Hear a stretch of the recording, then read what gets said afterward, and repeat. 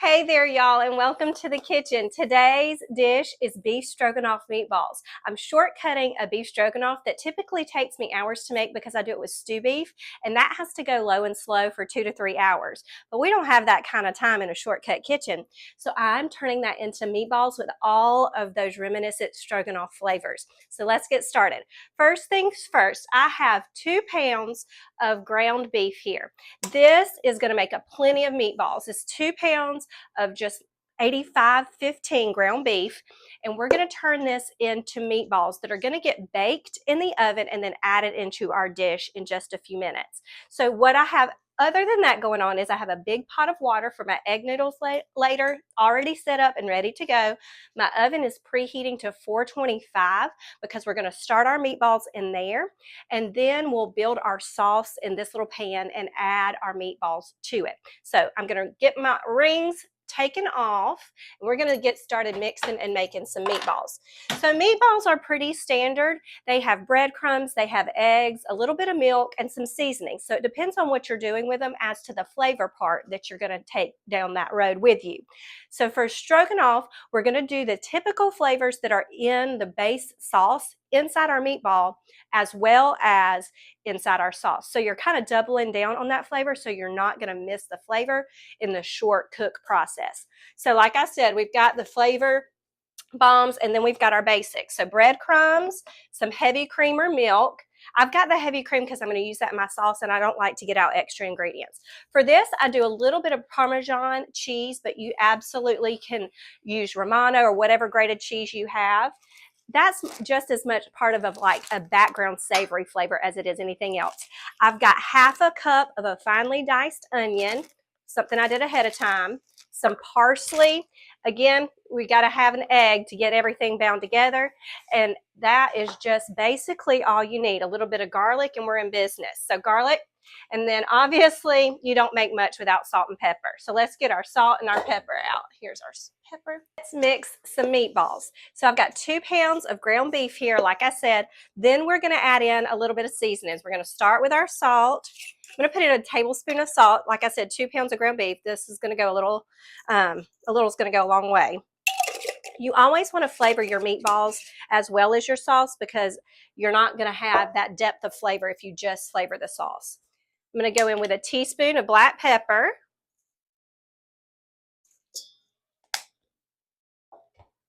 And I'm going to put in half of a minced onion here, very finely diced. You can also do that in your food processor if you want to. I love to do that in my food processor. Then we're going to get a tablespoon of garlic.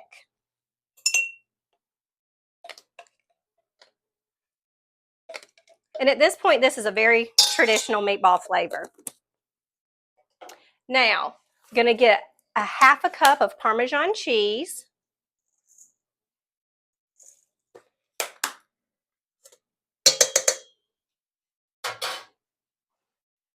I'm going to go with half of a cup of breadcrumbs. Remember, I eyeball these things. 1 egg.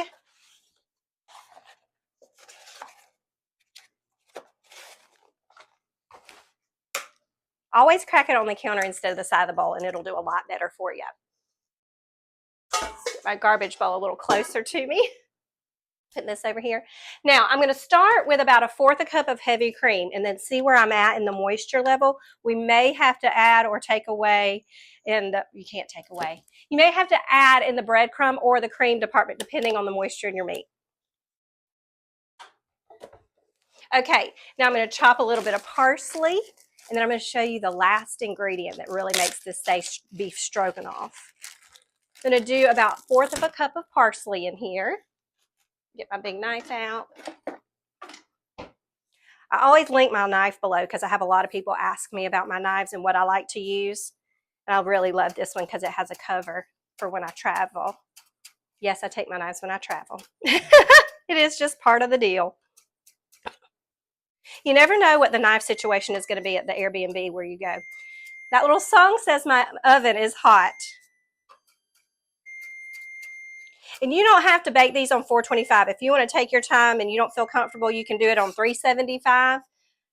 but I just shortcut everything, even the cook time. So it is what it is. My students laugh at me all the time. They're like, hey, Miss Lauren, do you ever cook anything below 400 degrees? And I'm like, cookies?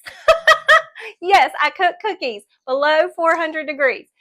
Here is what's going to make this taste like beef stroganoff. Some Worcestershire sauce, 2 tablespoons to be exact. So if you're counting in dashes, I would say a good 10 or 12 dashes.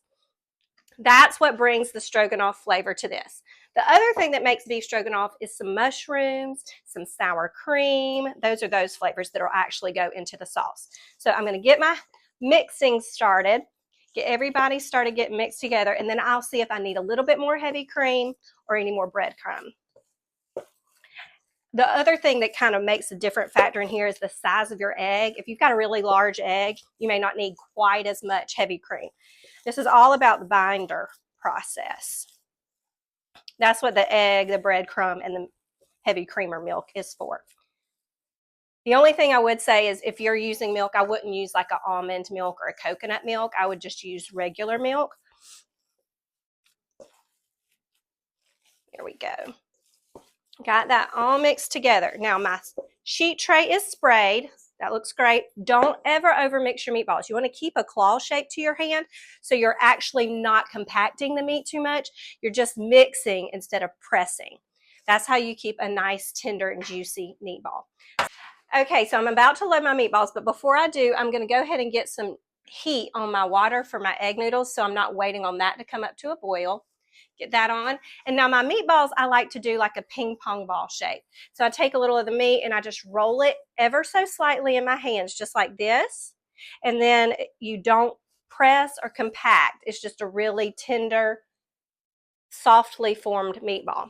You can go smaller or bigger. It's up to you. I like this ping pong ball size because it cooks in a very fairly quick pace, but it's the perfect serving size for my girls, my smaller children to have 2 or 3, my boys to have 5 or 6 or 12. But it's about how it works in the dish with the egg noodles, with the sauce. It just does better if they're not absolutely gigantic. If I was going to go different in shape one way or another, I would go smaller and not bigger, just FYI. And if you did that, you would just cut your cooked time back just a little bit, not a lot. My goal here is to make somewhere in the ballpark of 25 to 30 meatballs. Usually I land somewhere in the 28 ballpark with 2 pounds of beef. And you know you cook a lot when you have that number already in your head. This is how many meatballs I will make at this size, at this amount of meat. You can absolutely half this and do this with just a pound of meat if you have a smaller family or if you're just cooking for you and your significant other. So you could absolutely do this with a pound of meat and just half all of these ingredients. Or what I would absolutely recommend that you do is go ahead and do the whole batch and make half of it now and freeze the other half of your meatballs for later. This is the whole idea and attitude of the shortcut supper lifestyle. If you're taking the time to do it, to mix it up, to do all those things, go ahead and just get yourself a little bit ahead for another day and make enough meatballs that you can freeze half. Meatballs freeze beautifully. There are some things that don't, but this is one that does. The method that I use for freezing my meatballs is I flash freeze them on a sheet tray, uncovered, just like this. They would go into the refrigerator or the freezer on just an empty shelf, just like that, for 1 hour. You just take that 1 hour and they start the freezing process. After that hour, you would take them out, place them in a Ziploc bag or whatever freezer container that you like. You would label it well, and then you would put it right back into your freezer, and it's ready for you. I would say for up to 6 months. And you can do that with any kind of meatball. You could do that with turkey meatballs. I like to do a teriyaki turkey meatball, and I just go ahead and mix the meatball mix, and it's ready for the teriyaki marinade when it comes out of the freezer. You would just thaw them out for about 2 hours on your counter or overnight in the fridge. And then you're ready to get cooking the rest of your sauce, whatever type sauce it is for whatever meatball you're making. My husband loves a good meatball, and my OG spaghetti and meatball recipe did come from his side of the family, his mom. But My kids love anything that's in a meatball fashion. Like, if it's something they typically are picky about and you put it in a meatball, okay, we're talking my language now. It's kind of where it falls. It's so funny. This dish, actually, beef stroganoff is one of my husband's favorites, and it's one he requests often. That's why we're doing it this Valentine's week. But when I started cooking it, I always made it with stew beef, which is a slow cook sort of situation. Or I've done it occasionally with some sirloin steak and just done that steak very quickly at the end in the sauce, seared it, and then just added it right before we ate it. But when I discovered my mother-in-law's recipe, my husband didn't even remember this from his childhood. She actually made hers with ground beef, which made total sense because she's just a very simple, practical, let's get dinner on the table kind of cook. And if it's not fussy, then it's for her. So when I saw, I was like, she did it with ground beef. That kind of opened up my mind to think, okay, well, it doesn't have to be this long process. How else can we do this to make it still up a notch, but a little bit faster? And equally as delicious. Like I said, you put anything into a meatball fashion, those kids get excited about it. And if you are somebody who has small children, I would absolutely say make these really mini meatballs, and they could just get them on their plate in one of their little sections and grab them and eat them very easily. I like to think of that kind of thing because it's not been so long since I had toddlers for the second time. Our oldest boys are adults. That's why I have to make this many meatballs. They're 20 and 22, and they work hard. They're athletes and physical labor guys. So we go through the meat. We go through the food in my house. And we have a college student that lives, a 22-year-old college student that lives with us too, and he's also athletic and a hardworking guy. So sometimes I have 3 adult boys in addition to my husband and my 2 small children that eat with me. And so we almost never, ever make a recipe smaller. We double instead of half. Okay, let's see how I did. 1, 2, 3, 4, 5, 6, 7, 8, 9, 10, 11, 12, 13, 14, 15, 16, 17, 18, 19, 20, 21, 22, 30, 33. I think I beat a record at that point. You know what that means? That means that I did a really good job staying consistent with my ping pong ball size. Because when I end up with 28, I'll look at it and I'm like, a couple of those are golf ball size, let's be honest. Just being real with it. Okay, so my oven's at 425. These are going to go in and they're just going to get seared and browned on the outside and cooked on the inside. We're going to finish them in the sauce. The goal here is to cook them, yes, but to have some brown crust on the outside. So that's why my oven is so high, to do that quickly. I'm going to check them in about 15 minutes or so. So my water is coming up to a boil. Let's get started on this sauce. Now my sauce is going to be a very typical stroganoff sauce. It's going to have mushrooms and garlic and all that yummy stuff in it. We save the sour cream for the very end to stir in because that can easily curdle and get kind of funny. So we'll do that last. But to build our sauce, I'm going to start off by getting a little heat in my pan. Let's be honest, I'm going to get a lot of heat in this pan because we're about to put mushrooms in. And I'm going to drain my mushrooms. It's going to start with mushrooms and garlic, and nothing starts bad that way. I have shortcutted this, and I have some canned sliced mushrooms, and I have that for 2 reasons. Number 1, it's a shortcut, so I don't want to be chopping a ton of mushrooms. But number 2, my husband actually prefers this texture of mushroom and the flavor of this sort of mushroom better. So today is about him and doing the things he likes. So I'm going to get a little butter in my pan. Not olive oil this time. I'm building with butter. And this sauce is super simple. It's super delicious and velvety. I absolutely love it. All right. And now I'm going to teach you some things about building flavor quickly that normally take a very long time. So I'm going to get my mushrooms in this, and I'm not going to add any salt to them. I'm going to let them start to brown. Actually, I'm going to just make sure everything is about even in size. Some of these can be really big, and I don't want a huge piece of mushroom in here. Not too much mushroom for this, for us, but if you want to, you can double the quantity of mushrooms. If I was making it just for me and my oldest daughter, we would quadruple the amount of mushrooms and be happy campers. Maybe even without the meatballs. We love mushrooms, especially sauteed mushrooms. But again, husband's dish today. So we're going to get some garlic in here. We're going to get about a tablespoon of garlic. And if you're doing cloves of garlic, you can do 2 cloves of garlic would make about a tablespoon. And we're just going to get some heat under here. And the other things that I'm going to add to this sauce before my sour cream or some more Worcestershire. I see here people, it's Worcestershire. Hear people pronounce that a boatload of ways. Some chicken stock, or you can use beef stock if you have that. But this is where the slow cooked flavor comes in. I have beef base or beef bouillon. You can find it in the bouillon cubes, but I love it in the paste that you get. It's still in the same aisle with all of your spices and your bouillon cubes. You just, once you open this, you put it in the refrigerator. And the reason I like this is because I can control the quantity a little bit easier. And it just is concentrated beef flavor, slow and low beef flavor. So that's what you are getting there. So I'm going to stir my mushrooms around just a little bit.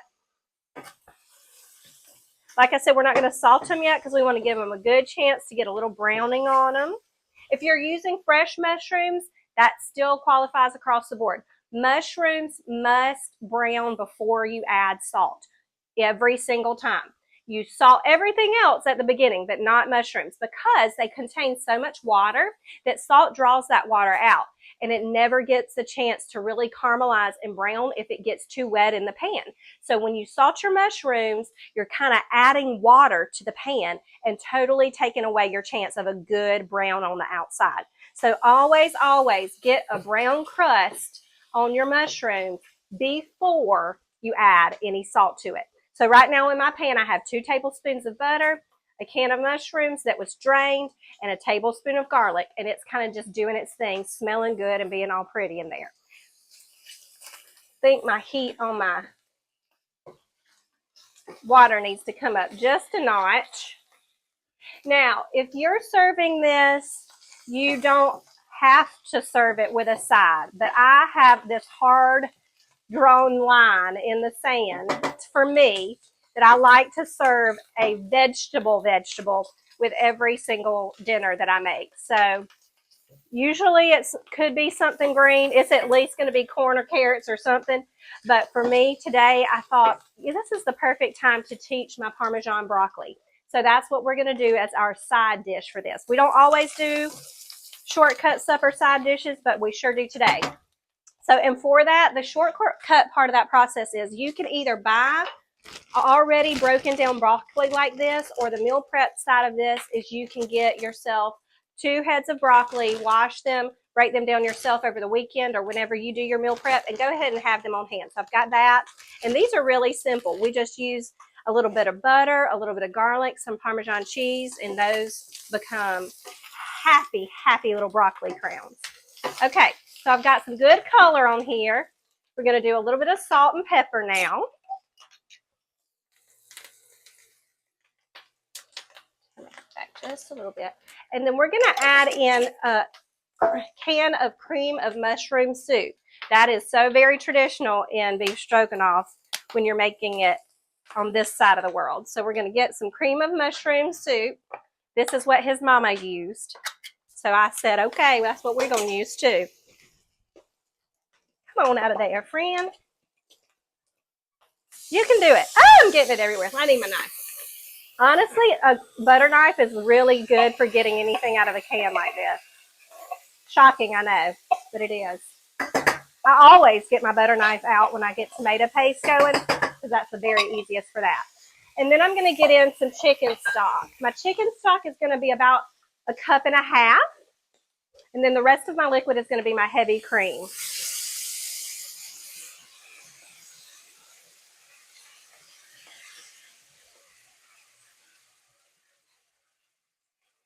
Eyeball that and stir that in good. There we go.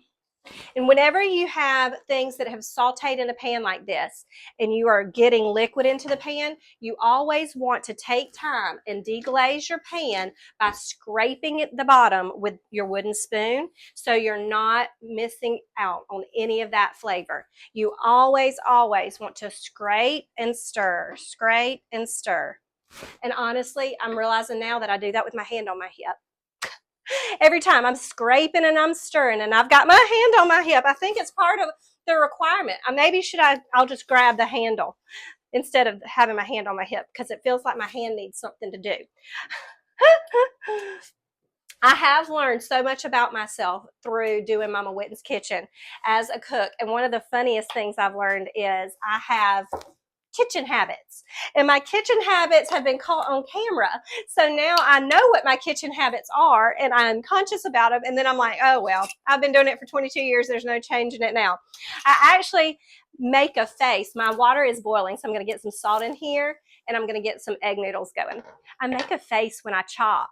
And it's so funny. I was home back with my mom and dad just this past summer on a visit.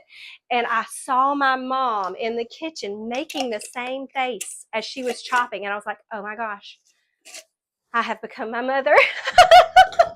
Which isn't a terrible thing when you are fond of your mother as I am. But it's so funny the things that you carry through from generation to generation. And one of the things is the face I make when I chop food. I actually effort not to make it, and often I don't because I'm talking when I'm chopping now, but it was so funny, like, to realize that that was inherited. It gave me quite a giggle, and her too. I'm going to stir this a little bit more. I had lowered my heat so I could get my bits scraped up, so I'm going to put it back up to about a medium heat now. All the stuff off the bottom of that pan is gone. Delicious. And you do always want to stir your pasta when it gets into the water. You never want to just sit it in there and let it go. But don't put your lid back on because that will make this absolutely make a mess of overflowed pasta water that's full of starch and salt on your stove. And that's just no fun for anyone, especially the person cleaning up. Okay, I want all my little bits of mushroom soup to be smooth. So that's what I'm doing at this point. I'm smoothing that out as I'm scraping the bottom, just totally mixed into my chicken stock. And once it simmers, that will help that so much. And while that's going, I'm going to add in another dose of Worcestershire to this portion of the recipe. We're going to go with about 6 dashes at this point, or a good heaping tablespoon, overflowing tablespoon. And that's just that familiar stroganoff flavor that you're going to get from that Worcestershire sauce.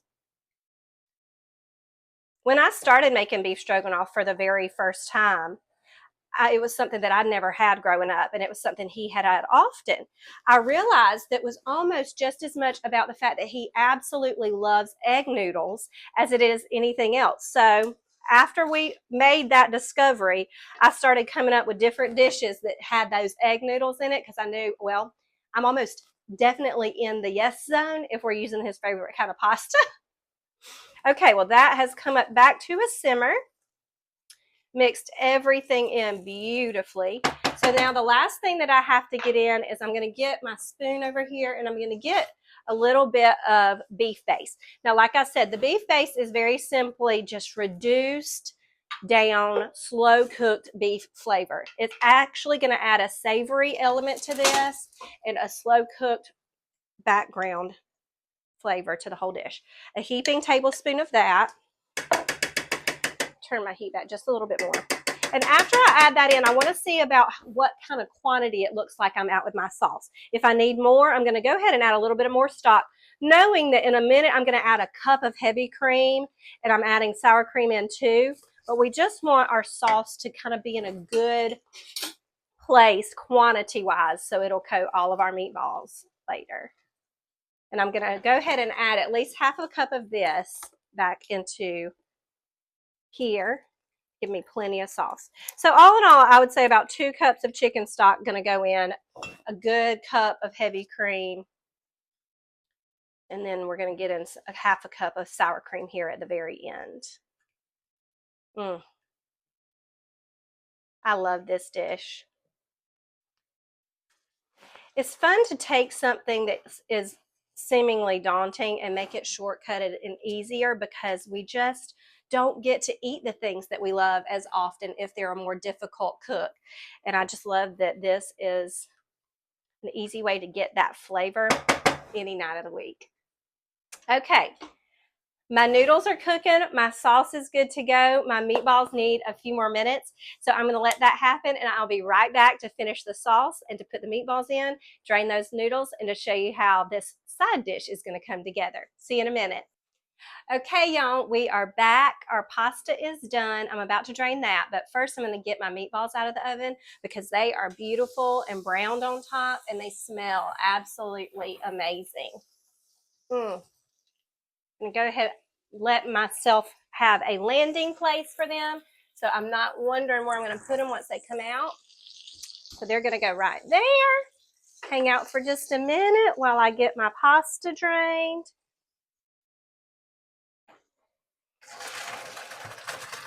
Keep your head back so you don't get a facial. That's the hot facial. You don't want that kind. Okay. All right, bring this over here. Now we're about ready to build, but before we build, we're gonna make a little bit of Parmesan broccoli, and this is super simple. I'm gonna start by putting a little bit of butter in my pan, and my broccoli is already broken down into florets, so I'm not waiting on that. It's 2 crowns of broccoli broken down into florets, going right into our butter. I'm going to season this with a little bit of garlic powder,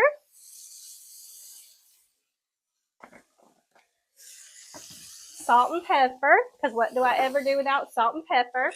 That was about a teaspoon of garlic powder. I'm going to toss this around real good so everybody gets in that butter real quick.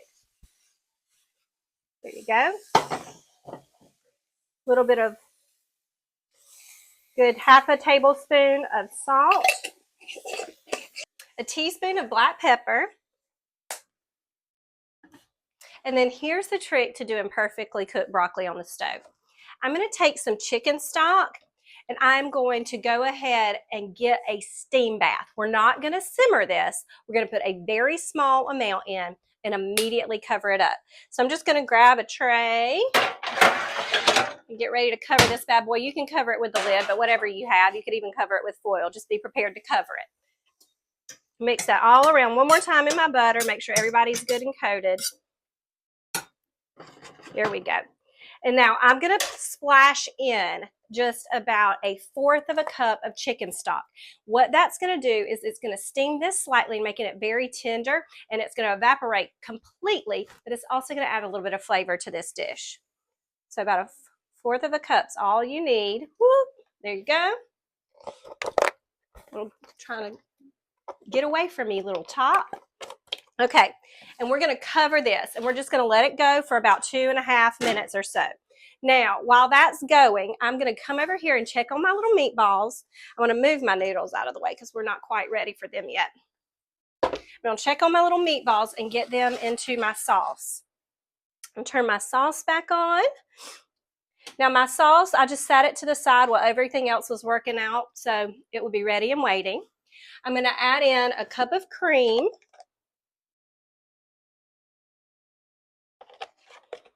And I put this back onto medium heat. And then I'm going to add in 1/2 cup of sour cream. And that's what really gives the beef stroganoff, the tangy flavor that you're used to. That's the kicker. That's the ingredient that you want to know about. So let me get a spoon right here. And we're going to go in with some sour cream, about 1/2 cup. There we go. This is going to be widely celebrated in my house. I can just feel it. All right. Get this. And before I do anything else to this, before I add any more seasonings or anything like, or before I add meatballs or anything like that, I'm going to taste this and check for my seasonings. I'm going to check for my salt, my pepper, and most of all, I'm going to check for the tang of the Worcestershire sauce to be standing out. You definitely want to be able to taste that flavor component. Looks delicious. It almost looks Alfredo type cream sauce, just with mushrooms in it.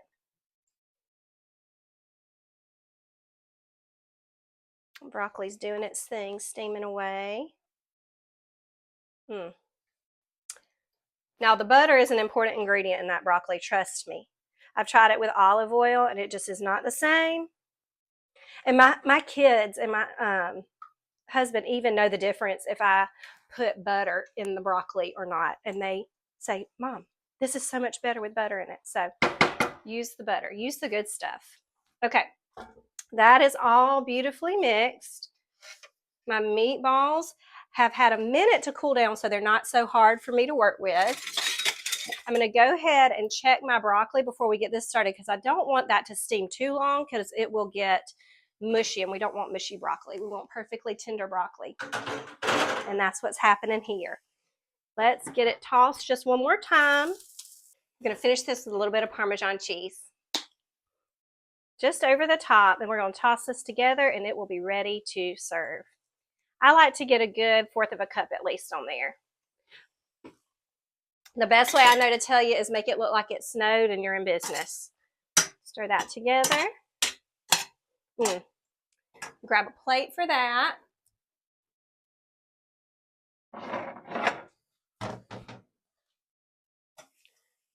Plate it up nice and beautiful. Now, you're not going to have kids turn down this side dish, or a husband either, for that matter.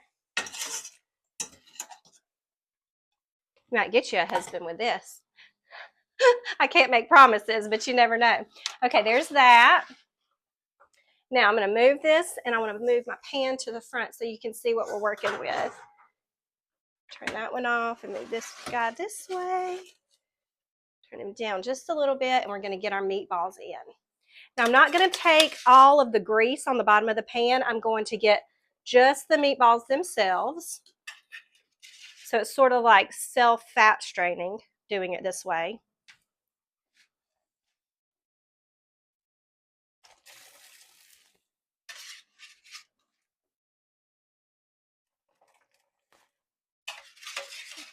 This is smelling divine.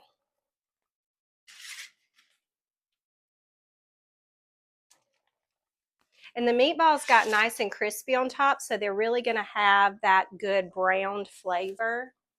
That's an important part of the dish. There we go. Meatballs are in.